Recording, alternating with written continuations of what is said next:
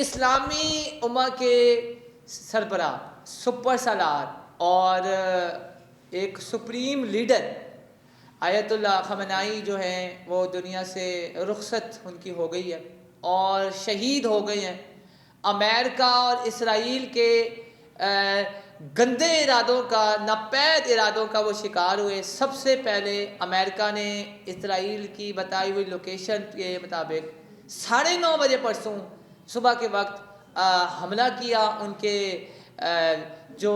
جہاں وہ اسٹے کر رہے تھے کوارٹر پہ، اور وہ خامنائی صاحب جو ہیں وہ دنیا سے رخصت ہو گئے۔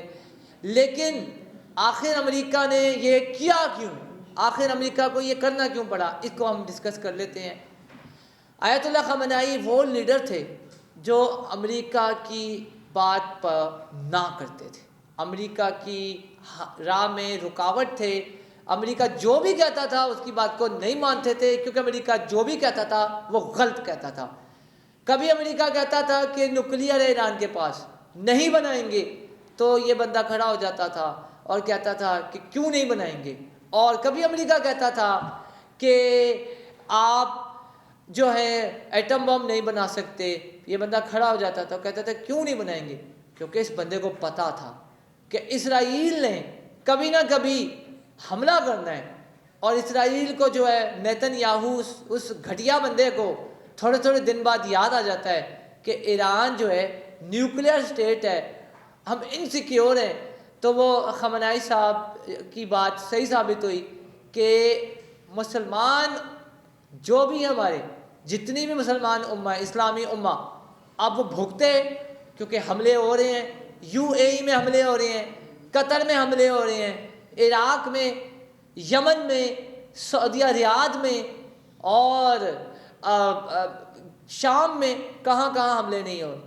یہ کیوں ہو رہے؟ یہ اس لیے ہو رہا ہے کیونکہ انہوں نے آپ کو بتایا تھا خامنائی صاحب نے پہلے کہ آپ ان کو اڈے نہیں دیں، لیکن آپ کو تو ڈالر چاہیے تھے، آپ کو عزت نہیں چاہیے تھی، آپ کو ذلیل ہونے کا شوق ہے۔ آج بھگتے ہیں، آج جب برج خلیفہ کے قریب سے میزائل گزرتا ہے تو آپ بھگتے ہیں، کیونکہ آپ ڈیزرو یہ کرتے ہیں۔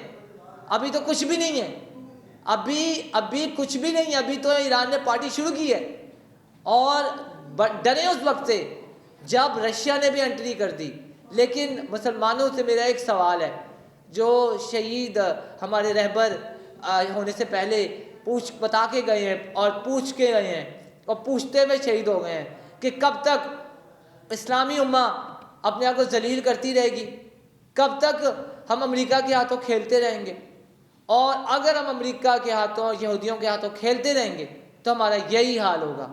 ابھی تو صرف UAE میں حملہ ہوا ہے، نہ جانے کہاں کہاں حملہ ہوگا، اور پھر آپ نہیں بچو گے، آپ کا کوئی لیڈر نہیں بچے گا۔ اگر ابھی بھی ہوش کے ناخن نہ دیے تو نہ جانے کتنے لوگ اور شہید ہو جائیں گے، کتنے لوگوں کے گھر اور اجڑیں گے۔ ابھی تو اجڑ رہے ہیں۔ ایک ایسا لیڈر شہید ہوا ہے جو نہ صرف نڈر تھا بلکہ اپنے مثال آپ تھا۔ ایک وہی لیڈر تھا جو امریکہ کی راہ میں حائل تھا۔ اگر امریکہ کو سیکیورٹی تھریٹ نہ ہوتا تو امریکہ سب سے پہلے اس کو کیوں مارتا؟ کیوں جاتا سب سے پہلے اس کو شہید کرنے پہ؟ امریکہ اس لیے گیا کیونکہ اسے پتا تھا کہ اگر یہ بندہ نہ رہا تو پھر ہمارا راستہ صاف ہو جائے گا۔ لیکن وہ بندہ جانے سے پہلے نہ جانے کتنے آیت اللہ تیار کر کے گیا ہے۔ یہ امریکیوں کی خوش فہمی ہے کہ وہ آئیں گے اور دوڑیں گے، دوڑیں گے ایرانیوں پہ۔